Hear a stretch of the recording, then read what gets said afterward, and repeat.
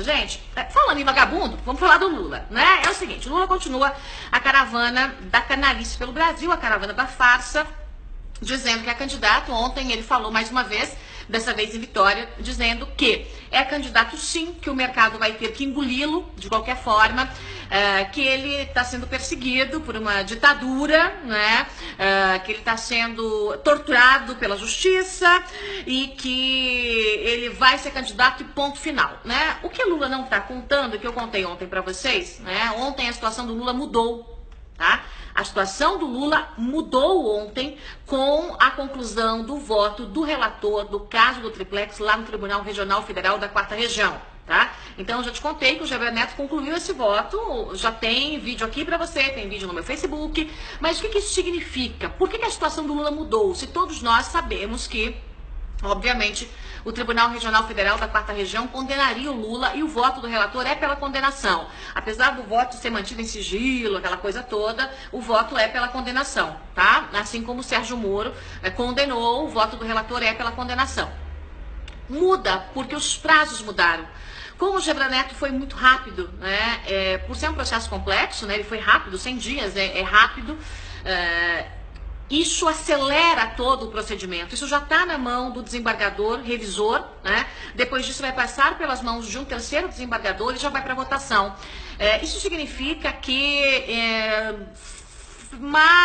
final de março, começo de abril, já deve ter a votação para que Luiz Inácio Lula da Silva seja de uma vez por todas condenado. Não vai ser por unanimidade, tá? Então isso vai abrir um espaço para recursos, os tais dos embargos, né? Mas de qualquer sorte, a confirmação da condenação vai acontecer no TRF4, né? Por conta disso, só há uma possibilidade de Lula ser candidato. É se houver um golpe, um verdadeiro golpe que venha do judiciário. De que judiciário eu estou falando? Do judiciário que aplica golpes no Brasil praticamente todo dia. Estou falando do STF, né? Então, só que não pode ser só um golpe do STF. Tem que ser um golpe do STF com uma costura do legislativo. Então, eu vou explicar para você tintim por tintim, porque é um troço meio cabeludo, né? Ah, meu Deus, como é que é isso? Que diabos de golpe é esse? E o que tem a ver o legislativo com isso? Porque é o seguinte, bom, preso não pode ser candidato, certo? Ok. Então, se Lula for condenado à cadeia, zero a chance dele ser candidato. Qual é a possibilidade de Lula não ser condenado à cadeia? É se o STF mudar o entendimento da prisão depois de condenação em segunda instância, que é o que o Gilmar Mendes já falou que vai fazer, né? Então, Gilmar Mendes vai voltar atrás para liberar bandido, né? E deixar que bandido fique recorrendo 20, 30 anos no Brasil, em especial bandido rico, e não seja condenado. Com esse tempo de recurso, a maioria das penas, né, são extintas, elas caducam, né? Prescrevem, é o nome jurídico, né? Elas caducam, né? Então, o STF, há um ano e um mês e meio, 1 ano e 2 meses, decidiu que o Brasil devia ser um país um pouco mais justo e que preso, condenado em segunda instância, tinha que ir para a cadeia. É o caso do Lula. Então, se ele for condenado em segunda instância, e se o Tribunal Regional Federal da 4ª Região seguir exatamente o modelo que está fazendo, as condenações que tem aplicado, veja, no mesmo caso do triplex, o Léo Pinheiro foi condenado, né? Então, se o TRF4 mantiver tudo como está fazendo até agora, Lula está condenado, pronto, acabou. Então, sobra para ele tentar se pendurar no Supremo. A gente sabe que tem o trio, né? O trio da injustiça, o trio das aberrações no Supremo, que é Gilmar Mendes, Dias Toffoli e Lewandowski. É o trio da aberração no Supremo. Esse trio, agora coordenado aí pelo Gilmar Mendes, é engraçado, né? Porque há pouco tempo eles não se bicavam, agora estão jogando juntinhos. Vai, obviamente, costurar esse entendimento aí de que vale recurso até a última instância e vão acabar até criando uma outra instância, uma 4ª instância. Então, subiria para o STJ e depois para o STF. Ponto, tá? Primeira coisa, para Lula não ser preso, o STF tem que mudar o entendimento, né? Seria um golpe do STF diretamente no Brasil, diretamente na nação. Mas, independente disso, independente da questão da segunda instância, se condenado pelo TRF4, Lula torna-se ficha suja. Aí é que entra o legislativo. Ao tornar-se ficha suja, a lei da ficha limpa impede que Lula seja candidato. Aí qual é a alternativa de Lula? De novo, ou conseguir um triplo, mortal, carpado, um salto lá no judiciário, que dê a ele uma liminar, uma cautelar, qualquer coisa que permita ele ser candidato, né? Um documento assinado por um togado, né? Então são os togados que ferram o Brasil. Isso é impossível de acontecer? Não! Não, num país em que Gilmar Mendes põe na rua, põe em liberdade 3 vezes o compadre, que é um bandido quadrilheiro do Rio de Janeiro, e dá uma banana pro Brasil, nada é impossível. Nada é impossível, tá, gente? Então ele pode conseguir uma liminar, não é muito simples, mas não é impossível, até porque tem muito juiz que tem preço. Não vale nada, mas tem preço, né? Ainda bem que é minoria, né? Mas a gente sabe que isso acontece, e quanto maior as instâncias, mais complicada fica a situação, porque os juízes que estão nas instâncias superiores agem como políticos e não como juízes. Eles agem como ministros, como políticos, não como juízes. E a outra possibilidade é uma mexida no legislativo. Então o legislativo teria que, em ano de eleição, fazer uma amarração para mudar a lei da ficha limpa. Ou colocar dentro de um outro texto alguma jabuticaba, algum jabuti, que possa abrir um caminho para que fichas sujas sejam candidatos, né? Então está muito mais difícil para o Lula hoje a candidatura, por mais que ele saia garganteando, continue essa palhaçada dessa caravana, diga que vai enfrentar o mundo, e vai enfrentar a justiça, vai enfrentar o Sérgio Moro, ele está muito mais perto da cadeia que da urna.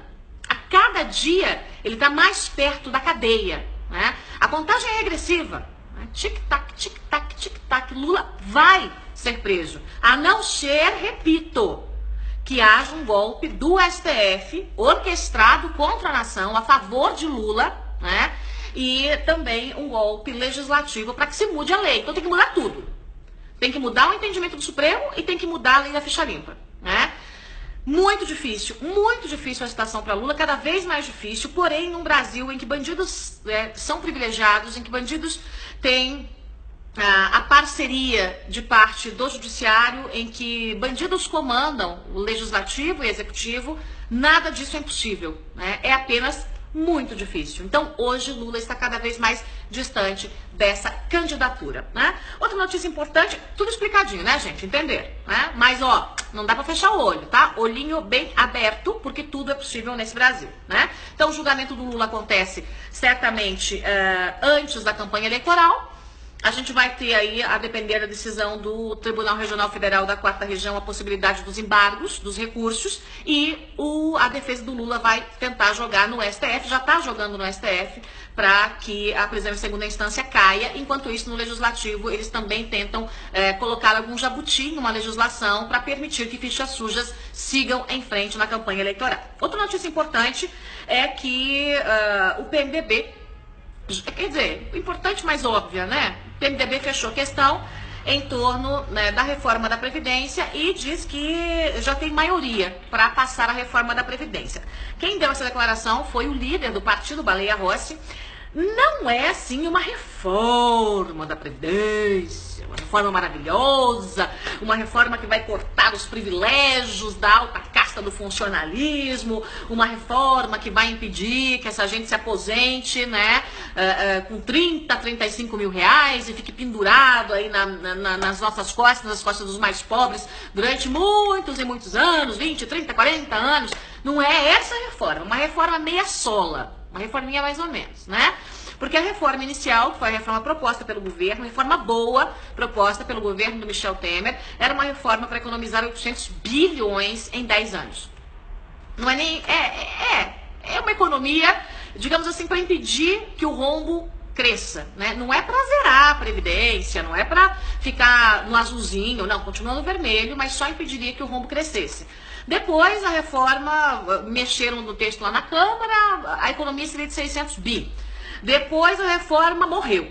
Aí a reforma ressuscitou. Aí ressuscitou para uma economia de 400 bi. E agora o governo está topando qualquer negócio. 200 bi, 250 bi, está topando qualquer negócio. Vai ser uma reforminha bem meia-chola. O governo está tentando convencer os parlamentares ali no tete-a-tete, também na liberação de emendas, liberação de cargos, porque o nosso Congresso tem preço. Vocês sabem disso. de que se eles votarem a favor da reforma da Previdência, eles não serão punidos nas urnas, em seus estados, né? Que o Brasil está a favor da reforma da Previdência. Olha, gente, preste atenção, a reforma da Previdência é um mal necessário. Do jeito que chegou, não tem para onde ir, vai quebrar, acabou. Você não vai se aposentar, seu filho não vai se aposentar. Né? Assim, não, e o Brasil, tudo que a gente paga de imposto, vai ser destinado para pagar a aposentadoria. Eu não quero isso no meu Brasil. Não vai ter mais saúde, não vai ter educação, não vai ter infraestrutura que já não tem, não vai ter nada. Porque a conta não fecha. Né? É trilionária essa conta, esse déficit é trilionário. E nós temos aí a alta casta do funcionalismo público, que é um número muito pequeno. Você tem lá, né, 1%, né, dos aposentados que praticamente geram metade do rombo da Previdência. Então tem que acabar. Tem que acabar. Gente se aposentando com 50, 55 anos, levando 30, 35 mil reais por mês, o resto da vida. Para os trouxas aqui pagarem a conta, quem está produzindo. Então é um setor que produz, setor privado, iniciativa privada, quem produz, eu e você, que está pagando uma conta gigantesca de quem não produz. De quem não produz. Gente que está lá pendurada no cargo público, tanto no executivo, quanto no legislativo, quanto no judiciário. Eu estou falando de um país chamado Brasil. Nosso país não é rico. Não tem dinheiro sobrando. Está quebrado. Não dá para manter privilégios. Não dá para manter aposentadorias de mais de 30 mil reais para essa casta privilegiadíssima. Ora, o Daiello, o ex-delegado-geral da Polícia Federal, se aposentou aos 51 anos. Tem nem vergonha na cara. 51 anos. Se aposentou embolsando lá seus 30 mil reais. Isso é brincadeira. Eu até comentei nos Pingos nos Is, dia desse, se tudo der certo, né, para ele, vai viver mais 30, 40 anos. E a gente vai pagar a conta. 30 mil por mês? Não dá, gente. Não dá. Não dá. Né? Ah, não, mas não é 30, é 20 uns quebrados. Não interessa, 2 dígitos. Não dá. Não dá para o Brasil manter a aposentadoria de 2 dígitos para ninguém. 10, 12, 15, não dá. Tem que ter um teto. Até porque no setor privado, a média é de R$ 1.600. Então nós estamos trabalhando, né? Nós que estamos produzindo para sustentar gente que não está produzindo, está saindo já do mercado, saindo muito cedo e ganhando muito. Então tem que ter, né, a reforma da Previdência. Não tem o que fazer. E a reforma da Previdência é a reforma no setor público, né? Eu sei que muita gente não vai gostar, juiz não vai gostar, promotor não vai gostar. Bom, meu compromisso é com o Brasil. A gente não pode ficar pensando só no nosso umbigo, né? A gente tem que pensar na manutenção do nosso Brasil, no crescimento do nosso Brasil. Outra notícia importante foi que a Raquel Dodge, a procuradora-geral, pediu a prisão domiciliar para a mãe do Gedel Vieira Lima. Ela tem 79 anos, foi denunciada naquele caso lá do bunker, lá dos 51 milhões de reais, aquele apartamento cheio de dinheiro, né, que foi encontrado aí as malas com 51 milhões de reais, e também pediu uma multa, né, um pagamento, uma multa em cima do Gedel, do irmão dele, enfim, da quadrilhazinha ali, de 51 milhões de reais, ou seja, o dinheiro todo das malas ficaria como multa, né, para a justiça. É importante, a Raquel Dodge está fazendo o dever de casa direitinho, está fazendo certinho o dever de casa. Tenho gostado da atuação da Raquel Dodge, né? Ela chegou ali quietinha, colocando um pezinho de cada vez na procuradoria, segurando as palavras, mas está agindo bem. Está agindo bem. Né? Inclusive a Raquel Dodge, que enquadrou, né, pediu que o STF enquadre o Gilmar Mendes ontem. Né? Eu vou contar para você essa história do Gilmar Mendes no próximo Jornal da Joyce. E também vou contar uma história do governador do Piauí, um censor bobalhão. Tá tentando me censurar, mas não vai conseguir. Eu conto para você aí no próximo vídeo, tá? Eu vou ler aqui algumas participações. O Enia diz: Joyce, musa da direita. Obrigada, gente. Eduardo participa pelo superchat. Você pode participar pelo superchat, gente. Eu nem falei. Você pode participar pelo superchat, tá? A Pamela, o próximo jornal é quando? Olha, já vou deixar prontinho para você para 5 da tarde, tá, Pamela? Para subir aí com informações, eu quero comentar, olho no olho, a situação do Gilmar Mendes. A gente precisa falar sobre isso. É algo absolutamente sério.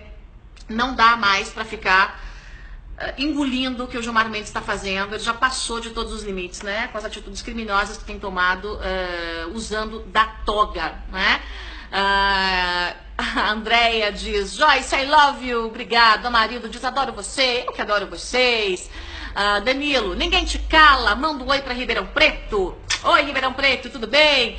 Voto impresso, esse é um outro assunto que a gente tem que falar, vou falar com você no próximo vídeo e a gente se vê logo mais. Um beijinho para vocês que me acompanham aí de todo o Brasil e também de todos os cantos do mundo. Ó, pessoal da Bélgica, de Londres, obrigada, gente, obrigada pela companhia de todos. Não se esqueça, tô preparando uma baita novidade para você a partir da semana que vem. Tchau.